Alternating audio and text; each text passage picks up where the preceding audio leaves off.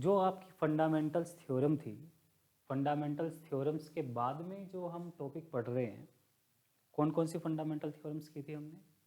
Fundamental theorem for gradient, divergence and curl. जिसे divergence वाली theorems को हम क्या बोलते हैं? Gauss divergence theorem. और कर्ल वाली थ्योरम को क्या बोलते हैं? स्टोक्स थ्योरम कहा जाता है। ठीक है, उसके हमने कुछ प्रॉब्लम्स दिए थे, आई होप आपने ट्राई किए होंगे। नहीं ट्राई किए? चलो कल करोगे, ठीक है, कोई नहीं, कल कर लेना। अभी जो नेक्स्ट टॉपिक आ रहा है, हम फंडामेंटल थ्योरम से आगे बढ़ना चाहते हैं। एक इंटीग्रेशन से मैं स्टार्ट करना चाहूँगा, जिसे आपको वेरीफाई करना है।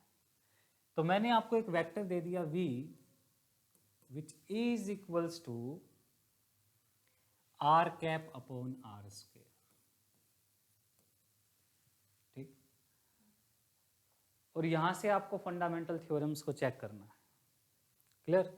Over some spherical region, spherical surface दे दिया, उस पर आपको इसे चेक करना है। तब आप कैसे चेक करोगे? You will say that integral of divergence of v D tau is equals to integral over close surface, क्या आ जाएगा यहाँ पे? v D. क्लियर? तो सबसे पहले मैं इस रीजन को सोल्व करता हूँ ओवर ए क्लोज सरफेस। तो ये आपकी लेफ्ट हैंड साइड हो गई, ये आपकी राइट हैंड साइड हो गई। राइट हैंड साइड पे हम सोल्व करते हैं। फ्रॉम राइट हैंड साइड तो हमारा जो वेक्टर होगा, ऑब्वियसली आपको पता है कि वी वेक्टर किसके साथ सर्वाइव करेगा? आपके एरिया के आर कैप के साथ। तो आपका एरिया वेक्टर की वैल्यू कितनी होगी? याद कीजिए, length element in spherical polar coordinate, in spherical polar coordinate length element was d r r cap plus r d theta theta cap plus r sine theta d phi phi cap. क्योंकि हमें dot product है r cap के साथ ही करना है, तो r cap के परपेंडिकुलर रीजन कौन सा होगा? R d theta r sine theta d phi, ये प्रोडक्ट होगी। तो आपके राइट हैंड साइड में आ जाएगा over close integral, this will be r cap over r square. Dot product किसके साथ है? R square sine theta d theta d phi, direction r cap, इसके साथ आपका dot product. R cap dot r cap तो 1 हो जाएगा। तो क्या इंटीग्रल होगा? इंटीग्रल आर स्क्वेयर से आर स्क्वेयर कैंसिल हो जाएगा, तो क्या बचेगा? साइन थीटा डी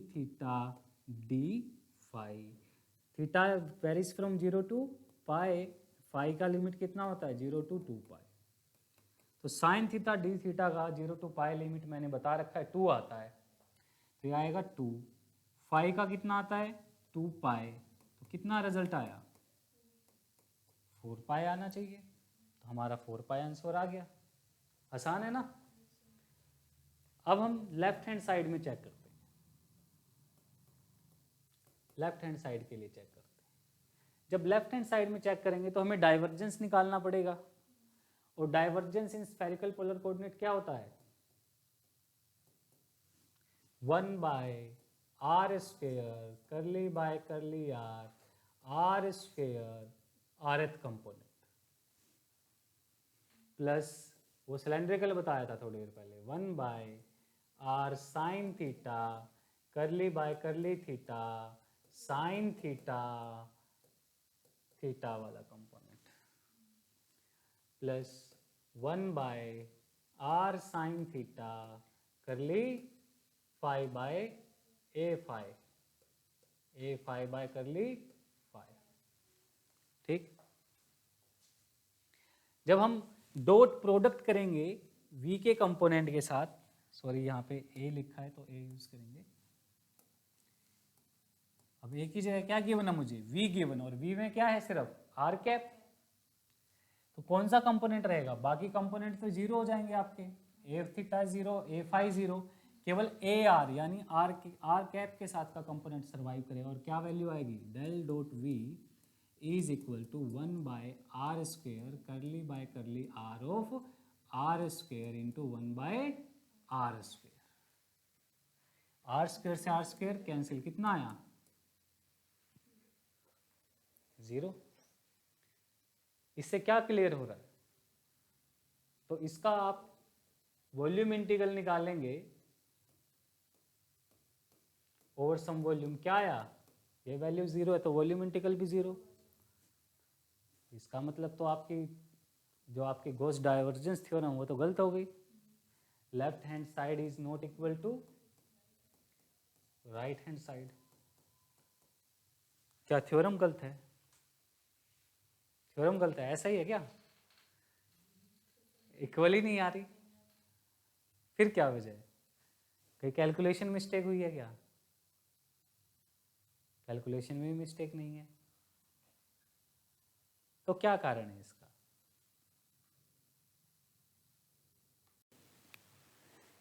देखिए इसका रीजन ये है क्योंकि आपका राइट हैंड साइड आर पे इंडिपेंडेंट था, आर पे डिपेंड कर ही नहीं रहा। राइट हैंड साइड में आपकी आर स्क्वायर से आर स्क्वायर ये टर्म कैंसिल हो गई और एक फाइनाइट रिजल्ट आया किसके लिए? आर की सभी वैल्यूज के लिए। Even though are equal to 0 के लिए भी ये क्या आंसर दे रहा है? 4 पाई। ठीक, लेकिन आपका फंक्शन आर इक्वल टू 0 पे क्या हो रहा है? डाइवर्ज हो रहा है।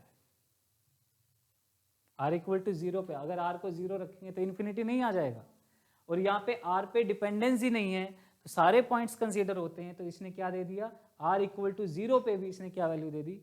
4 पाई। लेकिन ये इंटीग्रल 0 इसलिए आया क्योंकि इसने आर इक्वल टू 0 को ये कंसीडर नहीं कर रहा। आर इक्वल टू 0 पॉइंट लेके नहीं चल रहा आपका वॉल्यूम इंटीग्रल। आर इक्वल को 0 को छोड़ के हर जगह पे एवरी पॉइंट पे ये क्या आया है? 0। क्यों 0 लेके नहीं चल पा रहा है ये इंटीग्रल? क्योंकि यहाँ पे ब्लॉक कर रहा है इस इंटीग्रल को। R equal to 0 is a sensitive case, 1/0 बन जाएगा। तो इसने जो यहाँ पे जो इंटीग्रल होगा आपका, यहाँ पे जो कैलकुलेशन होगा वो उसमें r equal to 0 is not included. यहाँ पे आर इक्वल टू 0 आपका इंक्लूड हो रहा है, ये डिफरेंस है। अगर हम यहाँ पे भी r इक्वल टू 0 को इंक्लूड कर दे तो यहाँ से 4 पाई ही आंसर आना चाहिए। क्लियर है? तो इस प्रॉब्लम को जनरली हम डायरेक्ट डेल्टा फंक्शन की हेल्प से रिप्रेजेंट कर देते हैं। तो यहाँ पे जो मैं बताने जा रहा हूँ डेल्टा फंक्शन को, उसका डेफिनेशन लिख लीजिए। तो यहाँ से मैं बोल सकता हूँ that this divergence of this function, that is del of r cap over r square, ये जो आपका फंक्शन है इसकी वैल्यू जो आएगी वो क्या आएगी? 4 पाई तो है ही, आप जानते हैं रिजल्ट ये आना चाहिए था, इंटू डेल क्यूब आर। ये 3 डायमेंशन में डायरेक्ट डेल्टा फंक्शन आपका कहलाता है। और ये वैल्यू क्या आएगी? दिस डेल क्यूब आर, या फिर this result will be 4 pi if r equal to 0, क्योंकि r पे इंडिपेंडेंसी थी, हर एक पॉइंट को कंसीडर किया तो क्या रिजल्ट आएगा? 4 पाई। अगर r 0 नहीं है, उसके अलावा आप कहीं चेक करोगे तो क्या आएगा? 0 रिजल्ट आपका आएगा। क्या रिजल्ट आएगा? 0 रिजल्ट आपका आएगा। यहां से मैं इस फंक्शन को डिफाइन कर रहा हूं। This del cube r is Dirac delta function in 3D, 3 dimension में ये फंक्शन है। डेल क्यूब आर का मतलब क्या होता है? इसमें वॉल्यूम इंटीग्रल होता है जैसे आपका, तो ये 3 डायमेंशन रिप्रेजेंट कर, जनरली आप बोलते हैं वॉल्यूम इंटीग्रल डी टाउ, उसको आप इस तरह से भी रिप्रेजेंट कर सकते हैं। दोनों का एक ही मीनिंग है, क्या? जैसे स्फेरिकल में r square sine theta d r d theta d phi. तो ये यहाँ पे ये जो रिप्रेजेंट कर रहा है ये डायमेंशन को रिप्रेजेंट कर रहा है कि आप 3 डायमेंशन में इसका इंटीग्रल कर रहे हैं। तो ये 3 डायमेंशन में क्या है? डायरेक्ट डेल्टा फंक्शन है। इस फंक्शन का डेफिनेशन क्या है? The function has value infinity. क्या वैल्यू होगी इसकी? Infinity when r equals to 0, when r equals to 0, and this value is 0 everywhere else.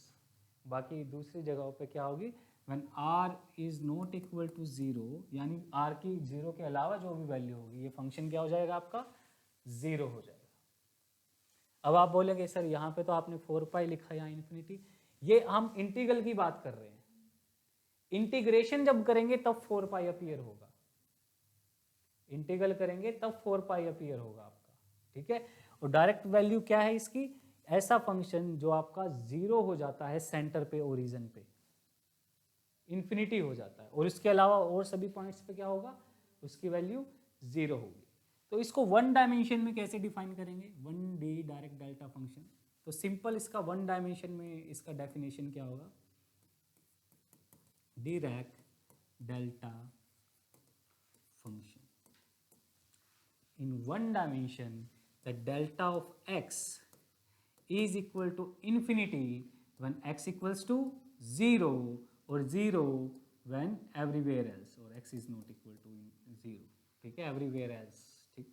इसको कैसे रिप्रेजेंट करेंगे, ऐसा फंक्शन, ग्राफिकल रिप्रेजेंटेशन क्या होगा, इस फंक्शन का सभी जगह पे क्या है, वैल्यू 0 है, लेकिन 0 पे क्या है, इन्फिनिटी वैल्यू, इनफाइनाइट वैल्यू आपका 0, क्लियर, इनफाइनाइट।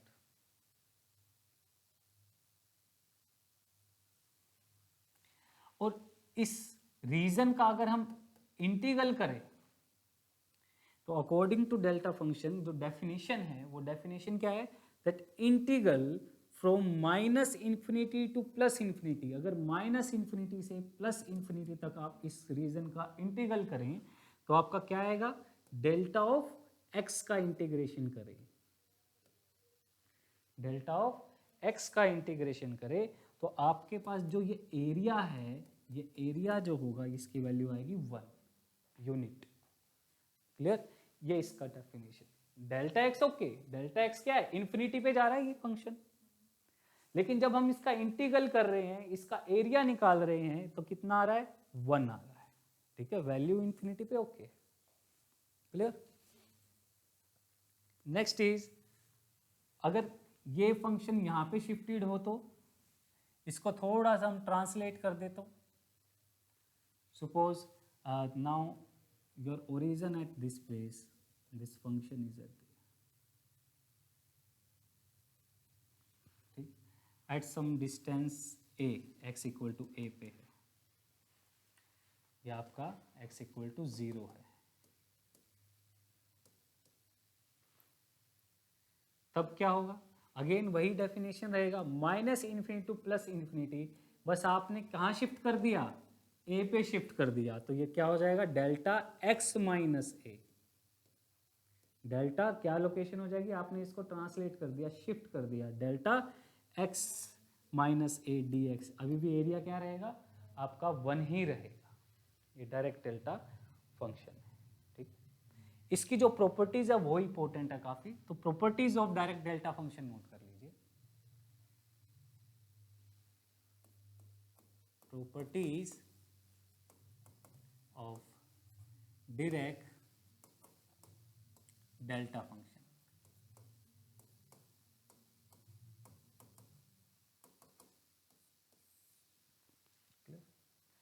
फर्स्ट प्रॉपर्टी, आपको दे रखा डेल्टा ऑफ सम के एक्स गिवन है, आपको तो डेल्टा ऑफ एक्स का डेफिनेशन बताया है, के एक्स का नहीं बताया, तो आप इसको कैसे रिप्रेजेंट करें, you will right 1 upon mode of के डेल्टा ऑफ एक्स, ये प्रॉपर्टी यूज कर सकते हैं, क्लियर। फॉर एग्जाम्पल आपको गिवन है डेल्टा ऑफ माइनस एक्स, तो आप माइनस को यहाँ बाहर ले आओगे तो क्या आ जाएगा, 1 अपॉन -1, मोड पॉजिटिव रहेगी वैल्यू, यहाँ क्या बन जाएगा, delta x which is equal to delta x, तो डेल्टा ऑफ माइनस एक्स को आप डेल्टा एक्स भी लिख सकते हो, ठीक है। इस प्रॉपर्टी के जरिए हम इसको बता रहे हैं। नेक्स्ट प्रॉपर्टी है, अच्छा एक ये और ट्राई करते हैं, डेल्टा ऑफ 2 - 3x,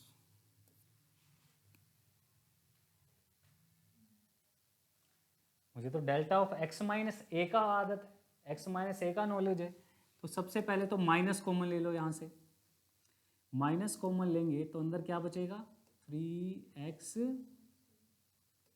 माइनस 2, यही बचेगा। अब डेल्टा ऑफ माइनस को कैसे डील करोगे, k की जगह क्या है यहाँ पे माइनस है, यह आ जाएगा आपका 1/-1 का mode delta of 3x minus 2 बचेगा।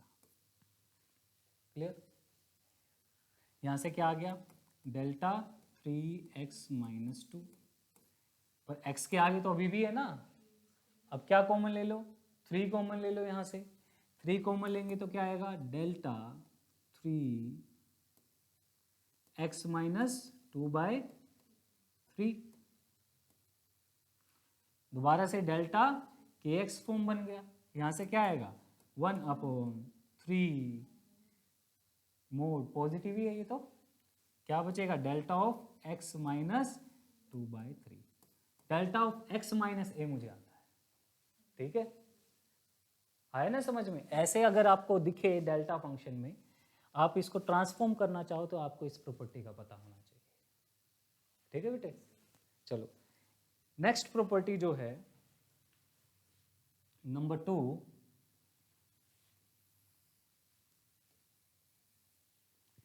Integral minus infinity to infinity, integral minus infinity to infinity f of x delta x minus a d x.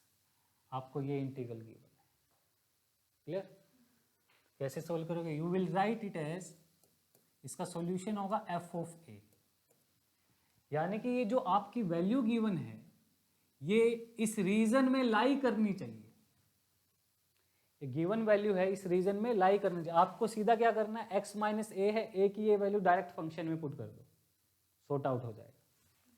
चलो इसको मैं जो बात बताना चाहता हूँ उसको दूसरे तरीके से बताता हूँ। मान लीजिए आपको गिवन है माइनस इन्फिनिटी की बजाय दो रेंज गिवन है a टू b, क्लियर, a टू b गिवन है, a टू b वैल्यू आपको गिवन है, और you will write f of x delta of, यहाँ कोई और पैरामीटर ले लेते, फॉर एग्जांपल c ले लिया मैंने, dx इज इक्वल टू, इसका आंसर क्या होगा, इसका आंसर होगा f ऑफ c। पर कब होगा f ऑफ c, जब आपका c है वो a और b के बीच में लाई करेगा, it belongs to range of a and b, a और b के अंदर लाई करेगा। आप जानते हैं इस रीजन में लाई करना चाहिए। इस रीजन से बाहर क्या होता है, गिवन रीजन से बाहर आपका जीरो होता है function, this is zero if c doesn't belongs to a and b। a b से अगर ये बिलोंग नहीं करता तो ये वैल्यू क्या हो जाएगी, आपकी जीरो हो जाएगी। इस बात का हमें ध्यान रखना है, ठीक है बेटे। फोर्थ, मान लीजिए आपके डेल्टा फंक्शन में, ये तो सिंपल x की फॉर्म में है, इसमें एक और फंक्शन आ गया कुछ इस तरह से, that integral minus infinity to infinity f of x delta of some g x. अब कैसे करेंगे, समस्या बढ़ गई। इसके लिए क्या तरीका है बेटा, डेल्टा ऑफ जी एक्स को आप क्या करोगे, सबसे पहला स्टेप है दिस इज इक्वल टू, इसको आप क्या लिख सकते हो, you will write summation g at x minus x i, और sorry delta x minus x i divided by g dash over x i. और एक्स आई क्या है, x i is zeros of given function. उस function के क्या होंगे, zeros होंगे, roots होंगे।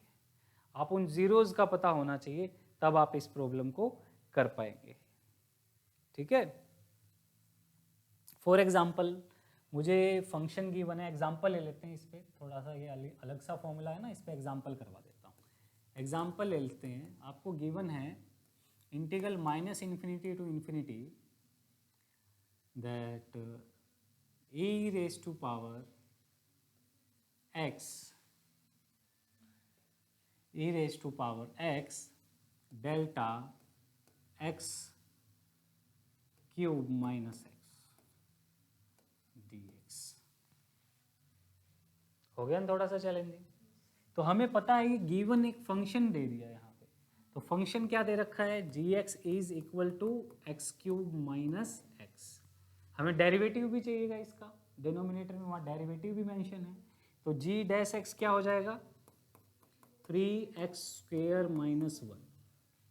और क्या चाहिए, जीरोस चाहिए हमें, तो जीरोस यहाँ से निकाल लो। जीरोस का कैसे निकालोगे, that g x equal to zero, x cube minus x equal to roots निकाल लो जीरो, एक्स कॉमन आ जाएगा, क्या बचेगा x square minus 1 equal to zero, और एक्स की वैल्यू क्या क्या आ गई, x equal to 0 1 and minus 1। Clear. तो इस डेल्टा फंक्शन को कैसे रिप्रेजेंट कर सकते हो, अब जी डैश की वैल्यू है सब पे निकालो, 0 पे भी, 1 पे भी, माइनस 1 पे भी। G dash at 0 will be minus 1, g dash at 1 will be 2, g dash at minus 1 will be 2। तो आप डेल्टा फंक्शन को कैसे रिप्रेजेंट कर सकते हो, you can write this delta x cube minus 3 equal to, summation करना हमें values का, delta x minus first root क्या है, delta x minus 0 first root है, divided by g dash at 0 कितना है माइनस 1।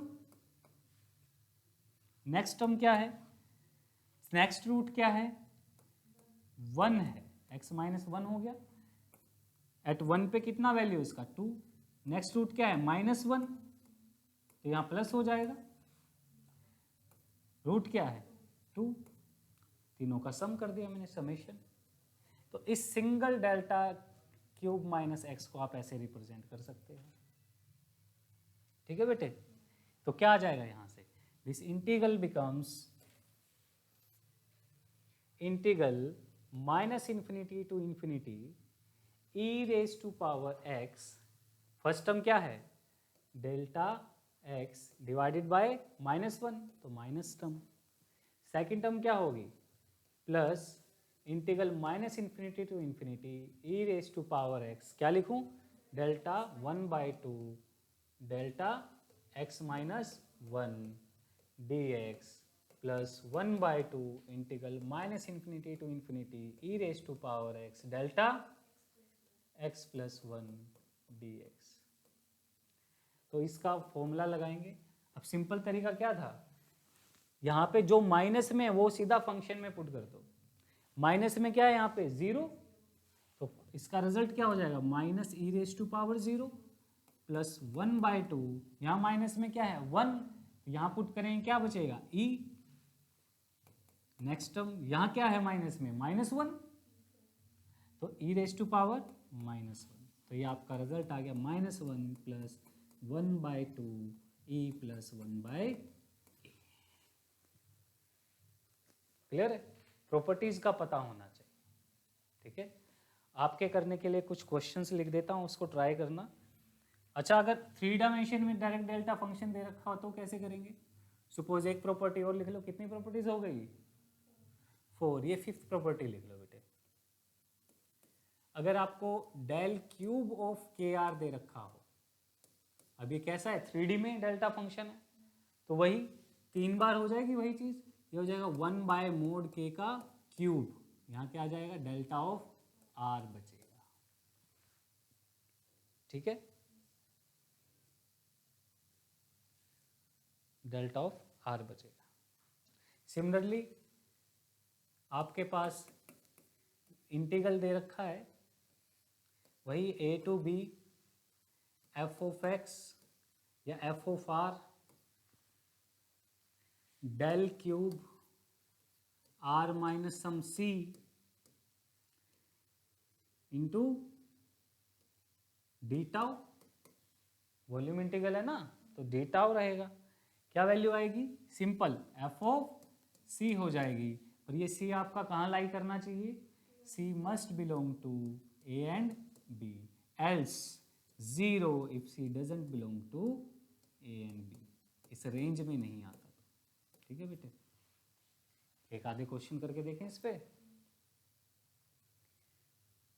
मान लीजिए आपको इंटीग्रल सोल्व करना है, ये तो सिंपल इंटीग्रल है, इंटीग्रल -1 to 1 9x²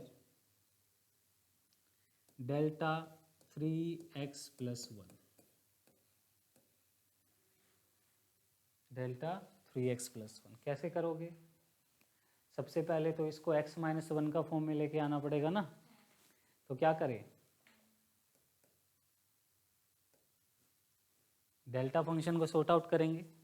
डेल्टा को सॉर्ट आउट करते हैं, डेल्टा 3 कॉमन ले लो, क्या बचेगा? x + 1/3। ठीक है, प्रॉपर्टी लगा दे यहाँ पे, क्या प्रॉपर्टी आएगी? 1/3 डेल्टा ऑफ क्या बचेगा? x + 1/3। इसको ऐसे लिख सकते हैं x - -1/3। ठीक है, तो क्या आ जाएगा यहाँ पे? इंटीग्रल -1 to 1, नेक्स्ट टर्म क्या है? -1 to 1 9x², क्या लिख सकता हूँ इसको? 1/3 डेल्टा x माइनस, या फिर प्लस में 1/3 लिख दो सीधा dx। अब ये देखो, ये क्या वैल्यू दे रखी है? -1/3, यानी कि कितना हुआ? 0.33। पहले गिवन रेंज देखो फाइनाइट है, क्या आपका ये नंबर है इस रेंज में लाई करता है नहीं करता? ये है -0.33, तो -1 और 1 के बीच में लाई करता है, लाई करता है, तो इस रेंज में है, इस रेंज में है, तब हम इसको अप्लाई कर सकते हैं। कितना आ जाएगा? 9 इंटू -1/3 का स्क्वायर इंटू 1/3, कितना आ जाएगा? 1/3 आ जाएगा। ठीक है बेटे, डायरेक्ट डेल्टा फंक्शन से आपका प्रॉपर्टी याद है तो झट से सोल्व हो जाएगा। ठीक है, नहीं तो दिक्कत कहाँ होती है? यहाँ दिक्कत हो जाती है, प्रॉपर्टी के बिना आप कुछ ना कुछ गलती कराते हैं। ठीक है, ये आपका डायरेक्ट डेल्टा फंक्शन। आगे डेल्टा फंक्शन के बहुत से एप्लीकेशंस, बहुत क्वेश्चन आपके बनते हैं, लैप्लास ट्रांसफॉर्मेशन में, फोरियर ट्रांसफॉर्मेशन में भी देखने को मिलता है। तो जब वहाँ आएगा तो थोड़ा और वहाँ देख लेंगे, लेकिन आपने इसकी ज़्यादातर प्रॉपर्टीज़ यहाँ पे कर ली, किस तरह से डेल्टा फंक्शन को हम हैंडल करते हैं। क्लियर? ठीक, नेक्स्ट क्लास से जो हम स्टार्ट करेंगे वो स्टार्ट करेंगे आपका मैट्रिसेस। क्लियर?